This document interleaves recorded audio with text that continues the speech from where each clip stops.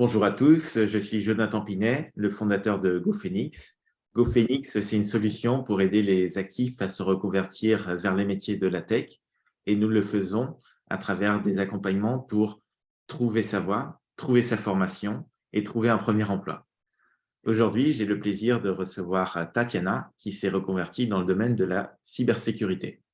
Bonjour Tatiana, Bonjour, bonjour Jonathan. est-ce que tu pourrais commencer par te présenter et présenter ton parcours? Mhm.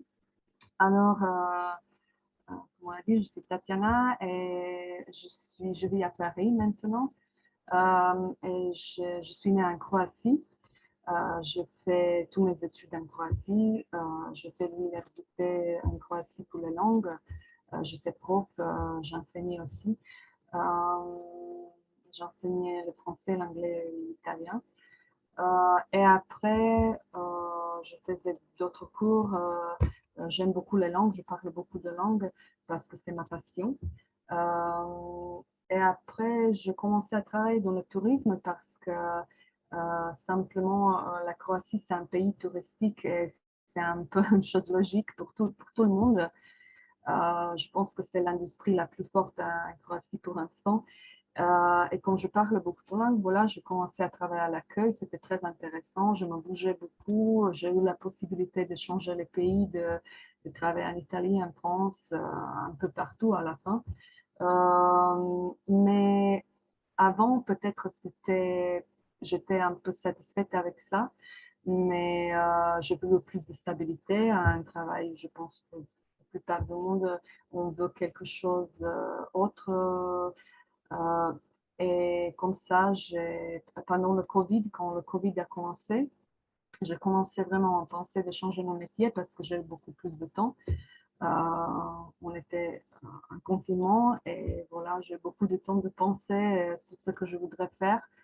Et j'ai décidé de me lancer dans la technologie. J'étais toujours inspirée et j'étais toujours attirée par la technologie parce qu'à la fin, c'est le futur de notre monde. On est tous connectés à la technologie, on ne peut pas l'éviter. Et je ne savais pas précisément au début ce que je voudrais faire. Et au début, j'ai choisi le développement, mais j'ai vu que pour moi, c'était un peu trop, trop simple. Il n'y avait pas tellement beaucoup de choix comme en cybersécurité. Et j'ai changé mon avis et j'ai changé mon parcours, le bootcamp de cybersécurité pour l'école Ironhack où je l'ai fait. Et en cybersécurité, je ne connais pas tellement beaucoup parce que je ne connais personne qui travaille en cybersécurité.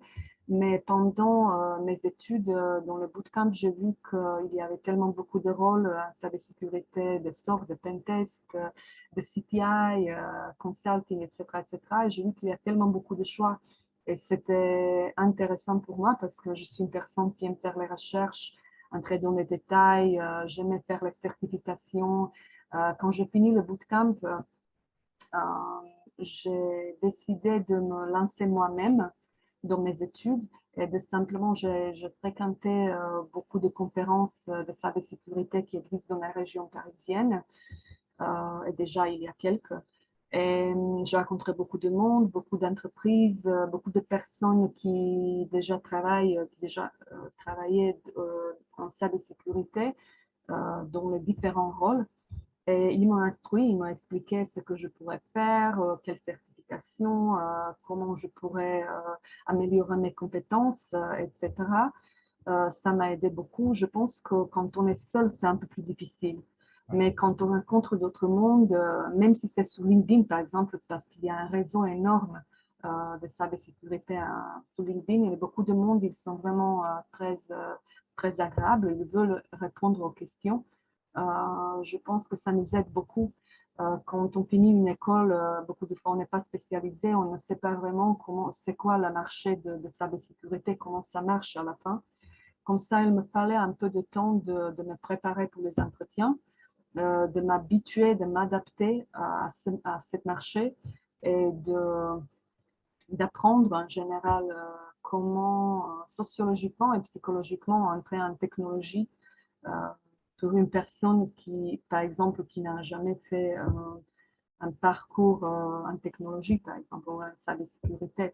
Je pense qu'il y a aussi un peu une légende, une chose, une peur en général, si on doit faire une reconversion, il y a un sentiment, ah non, peut-être c'est trop tard ou c'est complètement différent de ce que j'ai déjà fait, etc., etc. Mes collègues, ils ont aussi fait, par exemple, Emilien, comme tu as mentionné, vous avez fait un entretien avec lui, c'est mon collègue.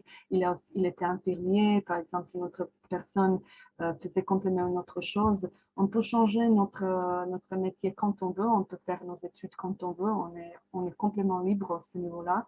Et après, le problème est si on va trouver le travail ou pas. Et quand ça arrive, ce moment-là, ça c'est un peu plus la réalité, mais on trouve, la plupart, on trouve le travail, si on vraiment donne des efforts, si on est motivé, si on veut apprendre, parce qu'en technologie, en cybersécurité, vraiment, même si on a les bases où on est plus avancé, on doit apprendre tout le temps parce que c'est un domaine qui se développe tout le temps. Et la technologie, c'est pas quelque chose qui reste la même. Il y a beaucoup de changements, beaucoup de mouvements et il faut rester au courant. C'est intéressant ce que tu dis, les idées reçues qu'on peut avoir sur la cybersécurité. A priori, on peut se dire que c'est un domaine très, très technique, mais toi, tu viens du tourisme et tu as pu te reconvertir dans le milieu. Euh, quand tu démarres, est-ce qu'il y a un décalage entre ce que tu dois connaître d'un point de vue technique et tes connaissances, ou comment tu as fait pour te lancer dans cette formation? Oui, mais la cybersécurité, comme chaque domaine, est aussi théorique et technique. Et ça se mélange. Ça se trouve au milieu. Et on ne peut pas être que technique et ne pas comprendre la partie théorique qui explique la technique. Et alors, il faut savoir tous les deux et trouver le milieu. Mais à la fin, comme j'ai dit, il faut apprendre tout le temps. Oui, c'était un peu, tu te trouves comme ce qu'on dit en Croatie, je ne sais pas si ça existe en France, je trouve comme une poisson dehors de l'eau. Comment ça s'entend? Tu n'es pas à l'aise, tu te Oui. sens comme un intrus, etc. Pour plusieurs de raisons, mais c'est normal ça. Je le savais que je vais me sentir un peu comme ça, pas à l'aise. Et je pense que c'est pour tout le monde la même chose, mais c'est simplement un challenge. Je pense qu'on doit se mettre beaucoup de fois dans nos vies, dans les challenges, dans les situations, on n'est pas complètement à l'aise. Autrement, c'est pas la vie, c'est pas tellement intéressant. Et je pense que même les personnes qui sont sûrement, je suis sûre, qui sont plus avancées, qui sont plus techniques, qui ont travaillé depuis des années en cybersécurité, ils trouvent des situations où ils ne sont pas à l'aise. Et on est simplement les humains et on a le droit de faire des erreurs, mais pour ça, on apprend. Et ça, je pense que cette côté-là, je sais que de ce côté-là technique, qui est plus difficile que cette côté théorique je suis prête à donner mon temps, à donner mes efforts pour être à un certain niveau. Hmm. Je pense que si quelqu'un a ce but-là, on va y arriver. Et c'est pas important. Voilà, si j'ai fait quelque chose d'autre avant, si on a intérêt, si on a une motivation, moi je complètement pense qu'on peut y arriver. C'est important ce que tu dis sur le malaise. Effectivement, au début, je pense qu'on sort un peu de sa zone de confort et c'est difficile.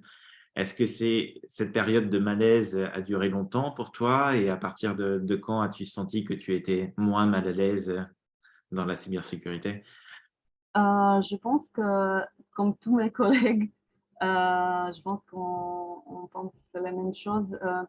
Euh, Pendant les entretiens aussi, quand tu commences à faire les entretiens en cybersécurité et tu n'as jamais fait un entretien en cybersécurité, je pense que c'est le moment le pire quand tu commences. Mais après, ça passe.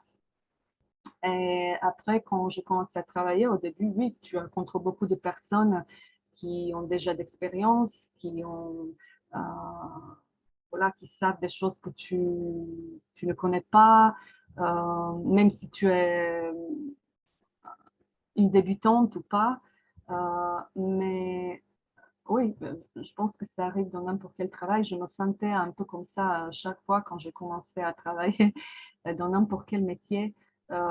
Mais je vois que ça me pousse d'être plus attentive et de travailler sur certaines choses un peu plus. Ouais, comme ça, je ne pense pas que c'est cette côté de stress. Ça peut être aussi un stress positif. Ouais. Tu parles des entretiens dans le domaine de la cybersécurité. Oui, C'est c'est ça. passé comment après ta formation pour trouver du boulot? Est-ce que c'était facile? Est-ce que tu as mis du temps à trouver? Comment s'est passé le processus pour toi? La France, en général, en Europe, est connue comme le pays où est le plus difficile de trouver un travail comme débutant, ou comme une débutante ou un débutant. En général, mais spécifiquement en cybersécurité et en technologie.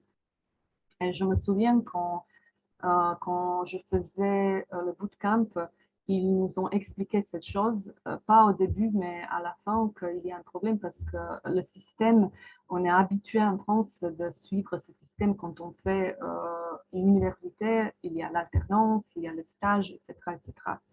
Et après, il y a des entreprises et ce système se change peu à peu, que ce n'est pas vraiment obligatoire, excusez-moi, mais bien sûr que c'est simplement une habitude, c'est un système qui existe et que la plupart des personnes qui ont fait la cybersécurité, ils entrent premièrement en alternance et après le stage.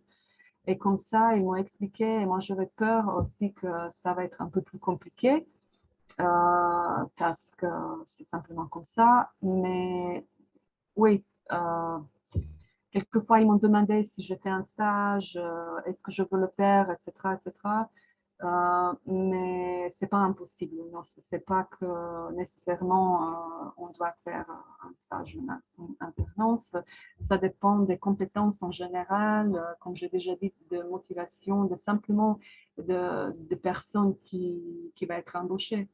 Ça, je pense que les entreprises aussi regardent ton profil en général. Il y a aussi cette côté des compétences hard skills and soft skills. Et c'est cette côté des soft skills que beaucoup de recruteurs, ils m'ont expliqué qu'ils cherchent quelqu'un, par exemple, ils regardent beaucoup pas que cette côté technique qui peut s'apprendre ou qui va arriver, mais aussi il faut savoir comment réagir au stress, il faut savoir comment gérer une discussion, comment parler avec les clients si on travaille avec les clients, comment travailler en équipe, comment être calme dans certaines situations, etc. Comme pour tous les métiers, il faut savoir plusieurs choses, il faut s'adapter. C'est pas que voilà, je fais une école d'ingénierie, une école n'importe quel bootcamp, je suis très bien avec ce côté technique, mais peut-être je ne suis pas compétente de travailler dans cette entreprise-là parce qu'on ne partage pas les mêmes buts, opinions. Très bien. J'ai pour habitude de poser une dernière question à mes invités, qui est de te demander quel conseil tu donnerais aux personnes qui souhaitent se reconvertir dans ton domaine. De faire ce qu'ils veulent, de simplement ne pas entrer dans les cases.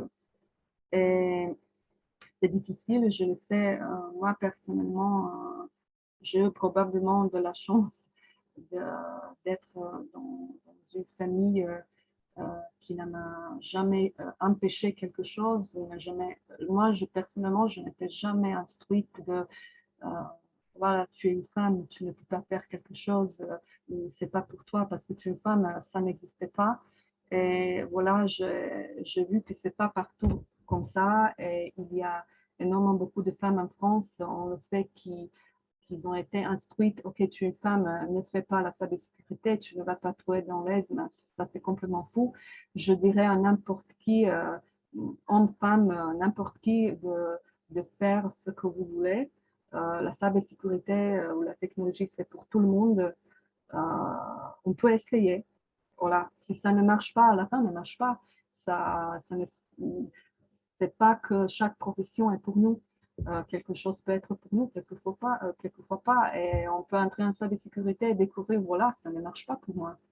Et on va changer le métier de nouveau. C'est simplement la vie. Mais il faut oser, il faut le faire, il faut essayer. C'est tout. Donc, oser et à sortir des sentiers battus. Ouais. Super. Un grand merci pour ton témoignage, Tatiana. Merci à toi, merci.